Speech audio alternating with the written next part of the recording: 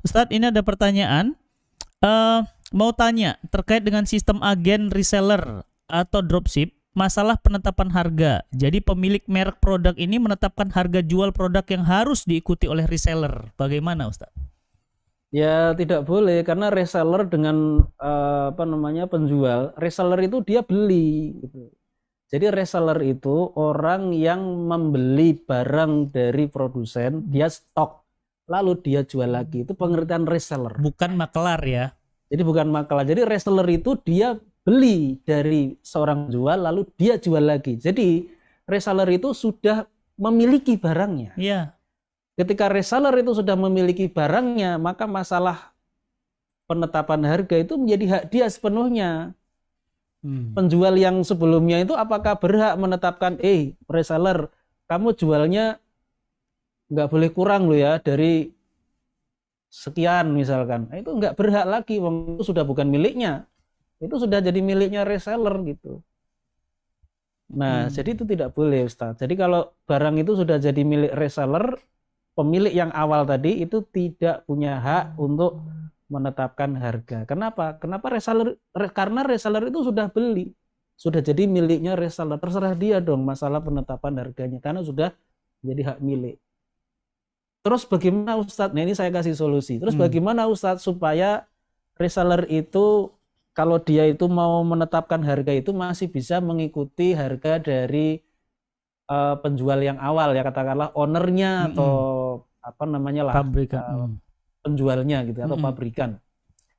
Itu akadnya bukan akad jual beli, tapi akadnya itu ya samsaroh. Iya, kalau akadnya jual beli itu nggak boleh.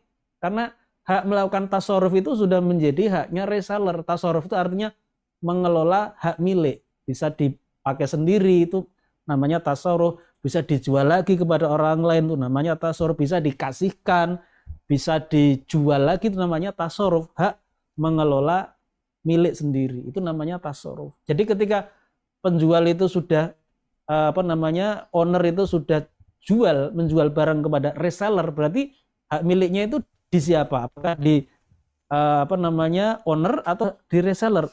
Hak miliknya itu reseller yang punya. Maka tasarruf atau pengelolaan hak milik itu ya di tangan reseller. Masalah pricing atau penetapan harga itu sudah menjadi hak dia, bukan haknya owner yang pertama. Nah, kalau misalnya owner itu masih ingin supaya reseller itu harganya mengikuti kebijakan pusat, kebijakan dia, akadnya itu jangan jual beli.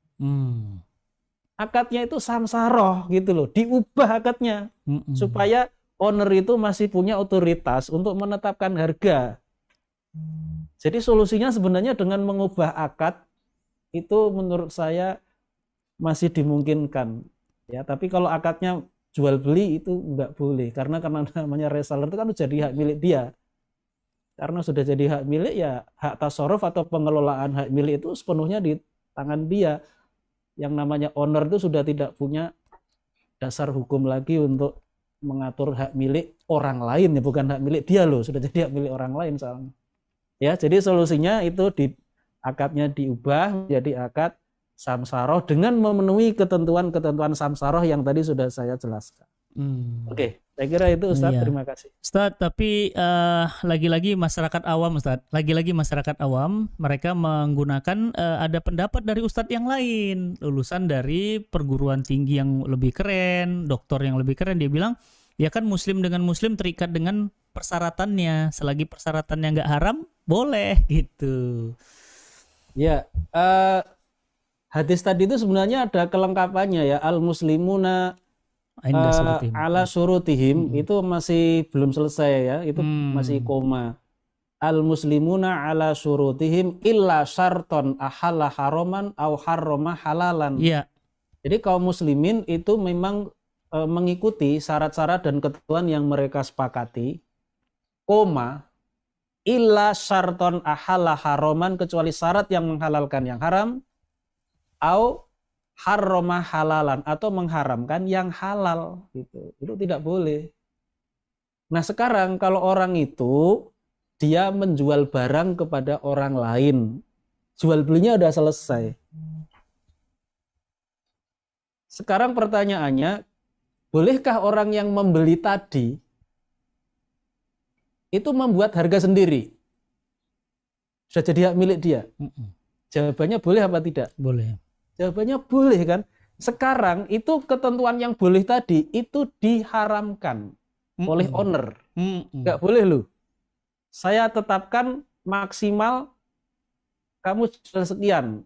Jangan harga sekian lah pokoknya. Jangan kurang dari sekian. Itu bagaimana? Kan itu berarti sesuatu yang sudah halal, yaitu mengelola hak milik tadi itu halal dimiliki oleh pembeli, itu kemudian diharamkan gitu, dilarang sama dia. Itu kan berarti kesepakatan yang disepakati tetapi mengharamkan sesuatu yang halal. Itu nggak boleh loh seperti itu. Ya, jadi hadis tadi jangan dipotong. Memang itu ada dua hadis, yang satu itu hanya berhenti pada al-muslimuna inda surutihim titik. Memang itu ada hadis titik sampai di situ. Kaum muslimin inda Surutihim pakai inda. Tapi yang kalau menggunakan lafadz ala itu ada lanjutannya. Al-muslimuna ala surutihim illa syarton ahalla haraman au harrama halalan. Kaum muslimin itu sesuai dengan syarat-syarat yang mereka sepakati, kecuali syarat yang mengharamkan yang halal atau menghalalkan yang haram. Sekarang tolong dijawab, kalau misalnya menggunakan hadis tadi, bolehkah seorang yang sudah membeli barang itu dia menjual lagi barang itu dengan harga yang dia tentukan sendiri? Ini boleh apa tidak? Tolong dijawab. Jawabannya kan mesti boleh kan? Nggak mungkin itu nggak boleh. Boleh. Nah ini sekarang ini sesuatu yang boleh itu ingin diharamkan. Gitu loh. Jangan kamu jual itu, maksimal itu sekian ratus ribu. Nah itu sebenarnya pertanyaannya bagaimana kok itu bisa dikatakan ini al-muslimuna ala surutihim gitu. Jadi menurut saya solusinya ya ubah akadnya itu, jangan jual beli, tetapi reseller tadi diubah akadnya menjadi perantara, samsaroh. Itu insya Allah itu kebijakan penetapan harga itu masih bisa dipegang oleh owner. Jadi reseller itu posisinya akhirnya bukan dia beli, tapi dia titip jual istilahnya ya. Nah itu kalau seperti itu masih boleh. Ya, oke ya. Masya Allah. Ustadz, kalau misalnya dengan niat bahwa menjaga keseimbangan harga pasar, karena banyak yang palsu, produk palsu, sehingga banyak yang curang di pasaran, dan saya melindungi antum juga atas jual beli yang istilahnya sehat gitu. Kan niatnya baik Ustadz gitu. Ya, kalau niatnya baik itu kita hargai ya. Kita berikan apresiasi, tapi caranya itu yang halal dong. Pakai samsara, jangan pakai jual beli putus. Jadi kalau pakai jual beli putus itu artinya niatnya itu baik, tapi caranya itu tidak baik. Tuh, sederhananya gitu argumennya. Kalau ingin menjaga harga pasar supaya tidak saling memakan atau merugikan, gunakan akad samsara. Syariat itu luas, jangan hanya kita itu berpaku pada satu akad jual beli saja. Setelah barang dijual kepada pembeli, pembeli itu dibuat aturan, kamu nggak boleh jual ya dengan harga yang di luar yang saya tetapkan. Akad jual beli loh, pembeli itu, reseller itu beli. Mestinya jangan jual beli dong. Kalau kebijakan harga itu ingin dipegang oleh owner, buatlah akad yang lain. Syariah Islam itu luas, mudah. Jadi kalau masih ingin tetap memegang kebijakan policy, ya policy penetapan harga, gunakan akad yang memungkinkan untuk itu. Saya kira itu. Masya Allah.